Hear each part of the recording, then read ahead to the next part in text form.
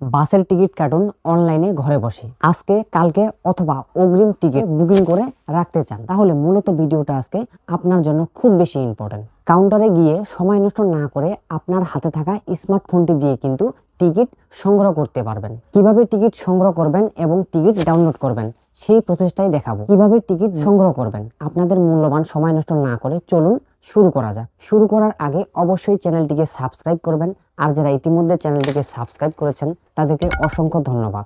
তো চলুন শুরু করা যাক।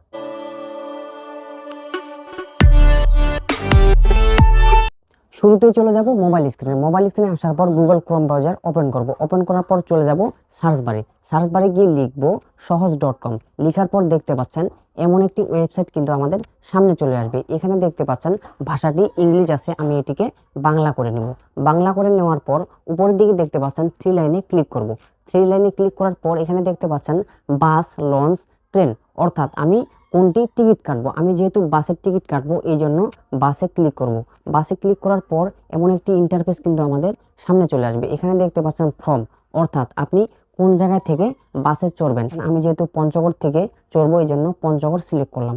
সিলেক্ট করার পর নিচের দিকে দেখতে পাচ্ছেন টু বলে কিন্তু একটি অপশন আছে, অর্থাৎ আপনি কোন জায়গায় নামবেন। আমি এখানে যেহেতু ঢাকায় নামবো এই জন্য ঢাকায় ক্লিক করলাম।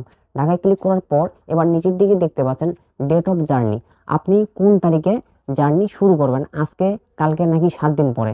আমি একটি ডেট সিলেক্ট করলাম। সিলেক্ট করার পর এখানে দেখতে পাচ্ছেন নিচের দিকে সার্চ বাসেস বলে কিন্তু একটি অপশন আছে, আমরা এখানে ক্লিক করব। ক্লিক করার পর এবার নিচের দিকে দেখতে পাচ্ছেন অসংখ্য বাস, নাবিল, হানিফ, বুড়িমারি, হেরিটেজ, যত রকমের বাস আছে আপনি কিন্তু নিচের দিকে দেখতে পারবেন সকল বাস। আমি যেহেতু হানিফ বাসের টিকিট কাটবো এই জন্য এখানে হানিফের এখানে সিলেক্ট করব। সিলেক্ট করার পর নিচের দিকে দেখতে পাচ্ছেন, নিচের দিকে যদি আমরা লক্ষ্য করে দেখি এখানে ভিউ সিটস বলে কিন্তু একটি অপশন আছে, আমরা ভিউ সিটসে ক্লিক করব। ক্লিক করার পর এখানে দেখতে পাচ্ছেন হোয়াইট কালারের সিটসগুলি কিন্তু খালি আছে, অর্থাৎ ফাঁকা আছে। এখানে আমি একটি ক্লিক করব। ক্লিক করার পর এখানে দেখতে পাচ্ছেন D2, এটি বুক করলাম। বুক করার পর এবার নিচের দিকে দেখতে পাচ্ছেন পঞ্চগড় বাস পয়েন্ট, অর্থাৎ আমি পঞ্চগড় বাস পয়েন্ট থেকে উঠবো, এখানে ক্লিক করলাম। ক্লিক করার পর এবার নিচের দিকে দেখতে পাচ্ছেন এখানে কন্টিনিউ বলে কিন্তু একটি অপশন আছে, আমি এখানে একটি ক্লিক করব।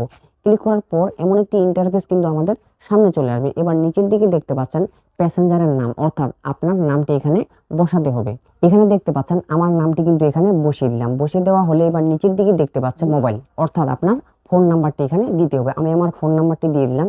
এবার নিচের দিকে দেখতে পাচ্ছেন ইমেল বলে কিন্তু একটি অপশন আছে, আমি এখানে ইমেল অ্যাড্রেসটি এখানে দিয়ে দিলাম, আপনারাও এখানে ইমেল অ্যাড্রেসটি দিয়ে দিবেন। এবার নিচের দিকে যদি স্ক্রল ডাউন করি এবার নিচের দিকে দেখতে পাচ্ছেন ইন্স্যুরেন্স, নিচের দিকে দেখতে পাচ্ছেন দুটি বক্স আছে, এখানে দেখতে পাচ্ছেন ইন্স্যুরেন্স। যদি আপনার ইন্স্যুরেন্স থাকে তাহলে কিন্তু আপনি 10টি সিটস পর্যন্ত বুক করতে পারবেন, আর যদি ইন্স্যুরেন্স না থাকে তাহলে কিন্তু একটি সিট বুক করতে পারবেন। যেহেতু আমার ইন্স্যুরেন্স নেই সেহেতু আমি নো করে দিলাম। নোতে ক্লিক করব। নোতে ক্লিক করার পর এবার নিচের দিকে যদি আমরা লক্ষ্য করে দেখি এখানে দেখতে পাচ্ছেন বিকাশ, নগদ, রকেট, আধার, অর্থাৎ আপনি এখানে কোনটির মাধ্যমে টাকা পেমেন্ট করবেন। আমি যেহেতু এখানে রকেটের মাধ্যমে পেমেন্ট করব এই জন্য রকেটে ক্লিক করব। রকেটে ক্লিক করার পর এবার নিচের দিকে দেখতে পাচ্ছেন কনফার্ম রিজার্ভেশন বলে কিন্তু একটি অপশন আছে, আমি এখানে ক্লিক করব। ক্লিক করার পর এবার নিচের দিকে চলে আসবো, এমন একটি ইন্টারফেস কিন্তু আমাদের সামনে চলে আসবে। এখানে দেখতে পাচ্ছেন রকেটে আবারও ক্লিক করব। রকেটে ক্লিক করার পর এবার নিচের দিকে যদি আমরা লক্ষ্য করে দেখি এখানে দেখতে পাচ্ছেন পে বলে কিন্তু একটি আবারও অপশন চলে এসেছে। নিচের দিকে লক্ষ্য করে দেখতে পাচ্ছেন পে বলে অপশনটিতে ক্লিক করব। ক্লিক করার পর এবার এমন একটি ইন্টারফেস কিন্তু আমাদের সামনে চলে আসবে। এখানে দেখতে পাচ্ছেন মোবাইল অ্যাকাউন্ট, অর্থাৎ আপনার রকেট অ্যাকাউন্টের নাম্বারটি এখানে বসাতে হবে। আমি আমার রকেট অ্যাকাউন্টের নাম্বারটি বসিয়ে দিলাম। বসিয়ে দেওয়া হলে এবার নিচের দিকে দেখতে পাচ্ছেন পিনকোড, অর্থাৎ আপনার অ্যাকাউন্টের রকেট অ্যাকাউন্টের পিনটি এখানে দিয়ে দিবেন। এখানে আমি আমার মোবাইল নম্বর এবং পিনকোড দিয়ে দিলাম। দিয়ে দেওয়া হলে এবার নিচের দিকে দেখতে পাচ্ছেন সাবমিট বলে কিন্তু একটি অপশন আছে, আমি এখানে ক্লিক করব। ক্লিক করার পর এবার দেখতে পাচ্ছেন আমার রকেট অ্যাকাউন্ট নাম্বারে কিন্তু একটি 6 ডিজিটের পিন যাবে, অর্থাৎ 6 সংখ্যার একটি কোড যাবে। ওই কোডটি এখানে বসাতে হবে। এখানে দেখতে পাচ্ছেন আমার কোডটি চলে এসেছে, কোডটি বসিয়ে দিলাম। কোডটি বসিয়ে দেওয়া হলে এবার নিচের দিকে দেখতে পাচ্ছেন গো বলে কিন্তু একটি অপশন আছে, আমি এখানে গোতে ক্লিক করব।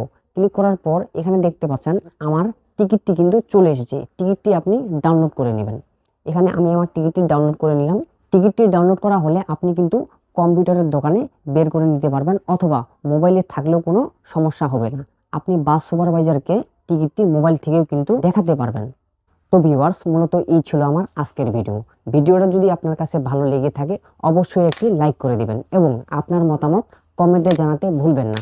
আপনি কোন জেলায় থেকে দেখছেন অবশ্যই কমেন্টে জানাবেন এবং টিকিট সংগ্রহ করেছেন কিনা অবশ্যই কমেন্টে জানাবেন। আমি তাৎক্ষণিকভাবে রিপ্লাই দেওয়ার চেষ্টা করব। আজকের মতো বিদায় নিচ্ছি, দেখা হবে আরেকটি নতুন ভিডিও নিয়ে। ভালো থাকবেন, সুস্থ থাকবেন, আল্লাহ হাফেজ।